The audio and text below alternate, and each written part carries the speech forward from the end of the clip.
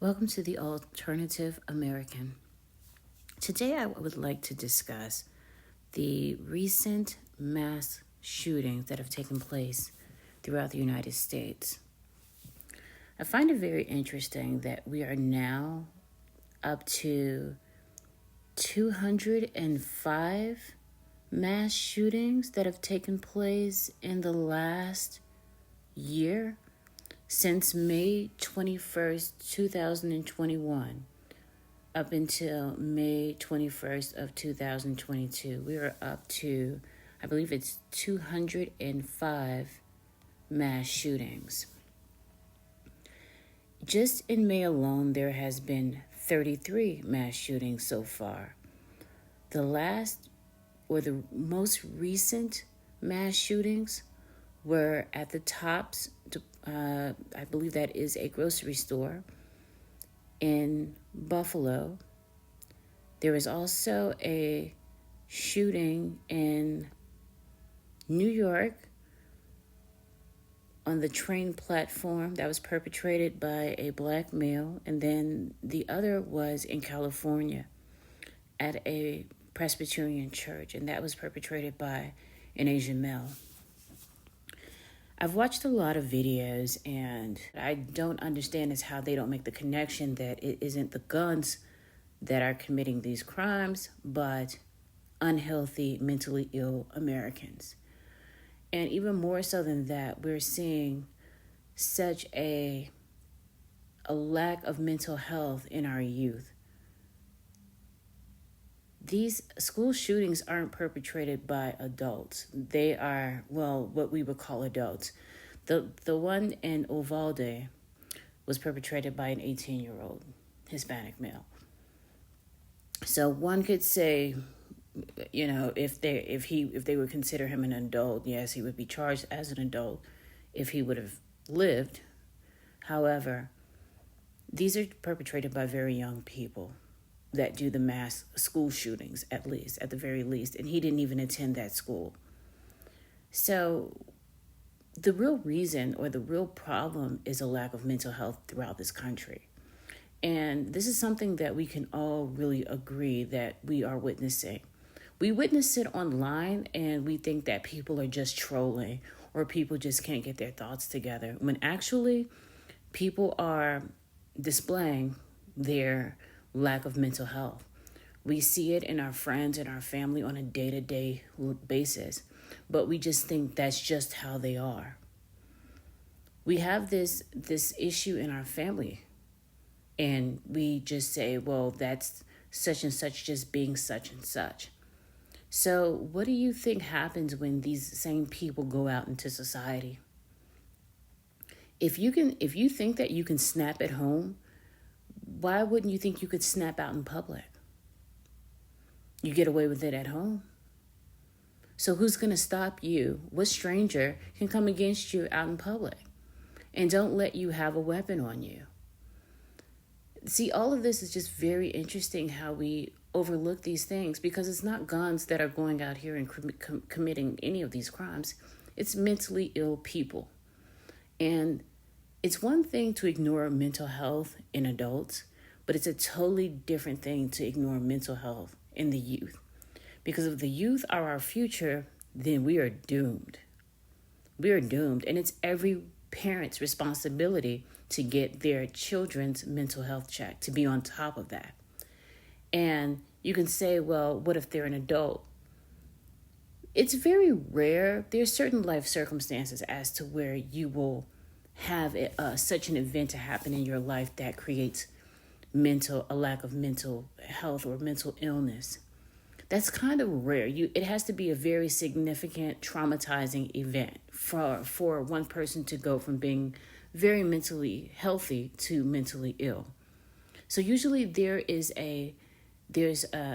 some sort of graduation of events that happens in one's lives that could be checked at some point, but is ignored by their friends and their family. So what we're saying here is just that. People with a history of unchecked and undiagnosed mental illness that have gone out in society, and this was the last result. Could they have been stopped? The interesting thing about a lot of these stories is, I'll tell you, the black man, I believe his name was Frank James, who committed the New York shooting, the New York mass shooting. He had an online following on YouTube. He had an online following on YouTube where he spewed all of his intraracial hatred. And he told people online what he was going to do. And you know what? He went out and he did it. So could he have been stopped? Actually, yes. Yes.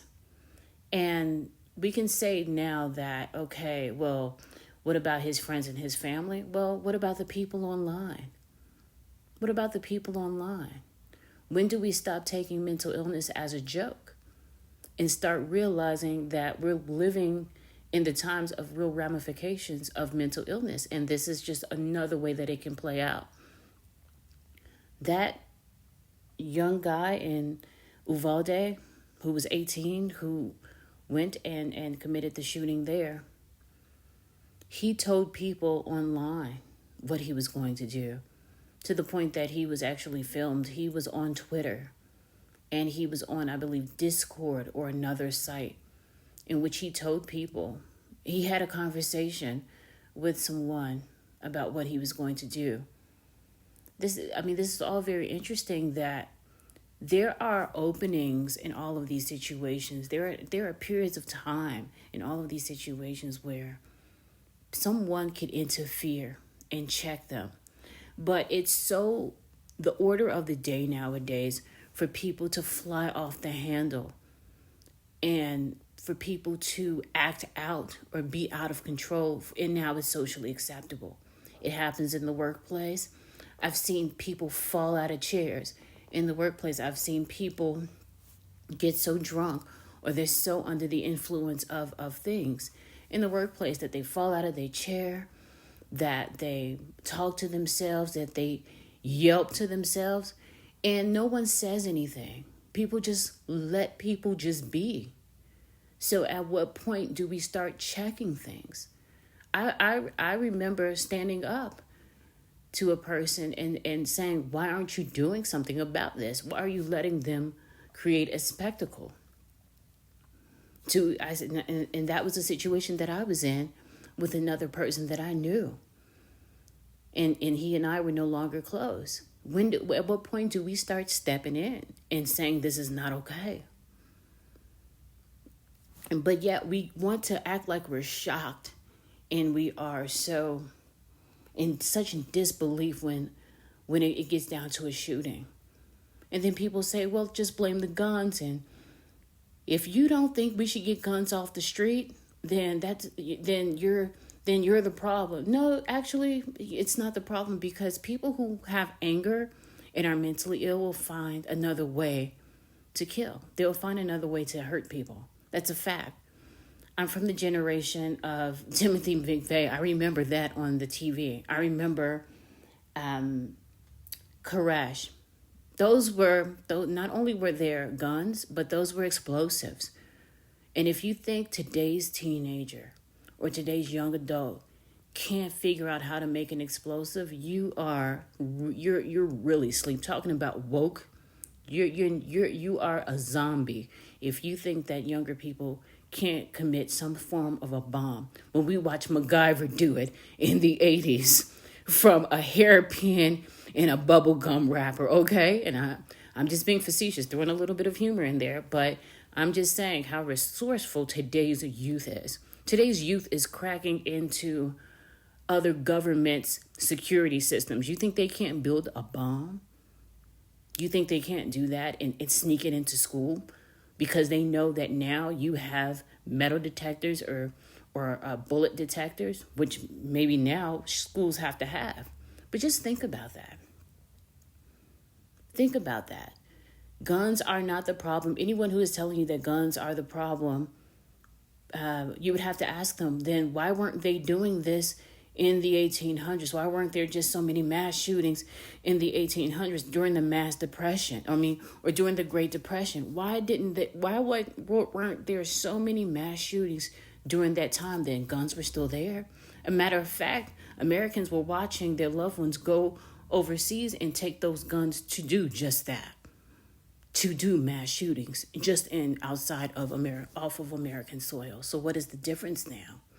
Now that we're doing it here, we have a problem. But I'm saying, my point is that it's not the guns. It's the mentality that's holding the gun that is the problem. It's the mentality inside of the person that is the problem. And until that changes, nothing is going to change. I would rather have mental health regulations and mental health checks as opposed to before gun regulation checks, because one needs to precede the other, and that's just a fact.